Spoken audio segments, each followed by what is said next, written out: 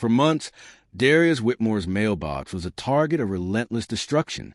What started as a simple black metal box at the end of his driveway in Dayton, Ohio, became a recurring source of frustration.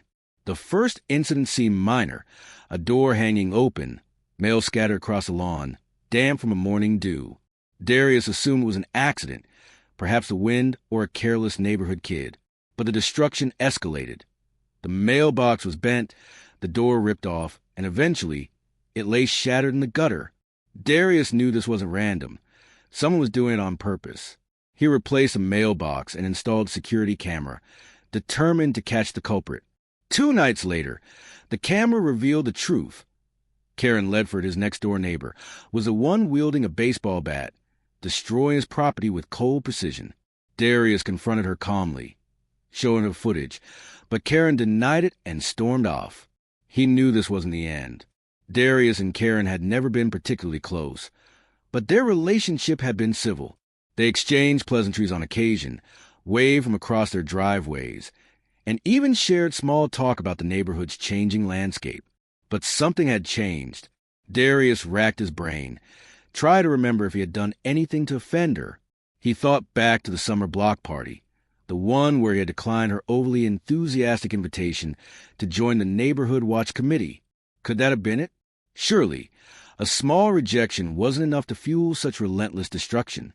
Determined to get to the bottom of things, Darius reinforced his mailbox with a heavy-duty steel post, anchoring it deep into the ground. This time, he wasn't just trying to capture Karen in the act. He was making it nearly impossible for her to succeed. Days passed without incident, and Darius began to wonder if maybe, just maybe, Karen had gotten the message. Then, on a particularly stormy night, he heard a loud, metallic clang followed by a frustrated shriek. Rushing outside, he found Karen sprawled on the wet pavement, gripping her wrist. The bat she had been using lay a few feet away, the impact with the reinforced mailbox clearly jarring her. "Karen, what the hell are you doing?" Darius shouted, his voice barely carrying over the howling wind. Karen glared at him, pain flickering across her face before she struggled to her feet. "Stay out of my business, Darius." "Your business? You're the one vandalizing my property. I have you on camera. Karen, just tell me why." For a moment, Karen looked like she was going to deny it again. But then her shoulders sagged, and she let out a bitter laugh. "You really don't know, do you?" She shook her head. "This used to be my house, before you moved in." Darius frowned. "I bought this house from the Mitchells." "Yeah, because they bought it from me." Karen snapped. "I didn't want to sell. My husband and I lived here for 20 years. But after he passed, the bank took everything. I had no choice. Watching you move in, repainting the shutters, changing everything, it felt like you were erasing me." Darius was at a loss for words. He had never considered that his presence might feel like an invasion, a reminder of something painful. "Karen, I had no idea. If I had known, You would have what?"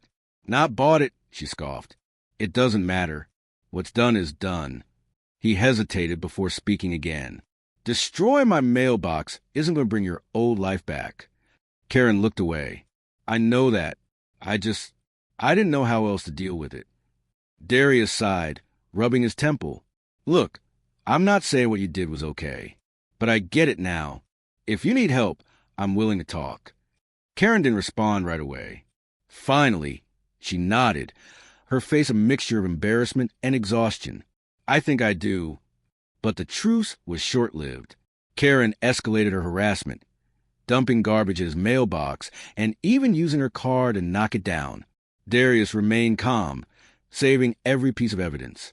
He decided to fight back smartly, ordering a reinforced steel mailbox with a low-voltage deterrent. When Karen returned that night, swinging her bat with all her might, the mailbox didn't budge. On her final swing, a sharp spark flashed, and she screamed as the shock jolted through her body. Stumbling back, she noticed a security camera and fled in panic. The next morning, the neighborhood buzzed as the footage went viral. Karen's actions were exposed, and the police arrived at her door. She was finally facing the consequences of her months of harassment. Darius watched from his porch as officers questioned her. He had given them the footage, along with every other piece of evidence he had collected.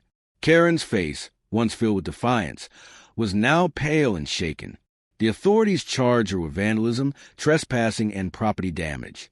The judge issued a restraining order, preventing her from approaching Darius or his property. The neighborhood, once skeptical of Darius's quiet battle, now saw him as a victim. Some even apologized for not believing him sooner. Karen's fall from grace was swift. The neighborhood turned against her, and within weeks, her house was up for sale. Darius didn't gloat or celebrate. He simply watched as she packed up and left. When the moving truck disappeared, he felt a sense of peace he hadn't known in months. Karen had thought she was untouchable, but her cruelty had a price. Months later, a new family moved into Karen's old home. They were a young couple with a small child, friendly and eager to make a fresh start. Darius introduced himself, offering a warm welcome and silently hoping that history wouldn't repeat itself. The scars of the past remained, but with new neighbors came new beginnings. Darius's story became somewhat of a local legend. His quiet resilience and patience in handling Karen's harassment earned him respect. He had stood firm without stooping to her level. More than anything, his experience served as a reminder to the community. Hatred and harassment always come back to haunt those who perpetuate them. What you put into the world inevitably returns to you. And when it does, the reckoning is never pretty.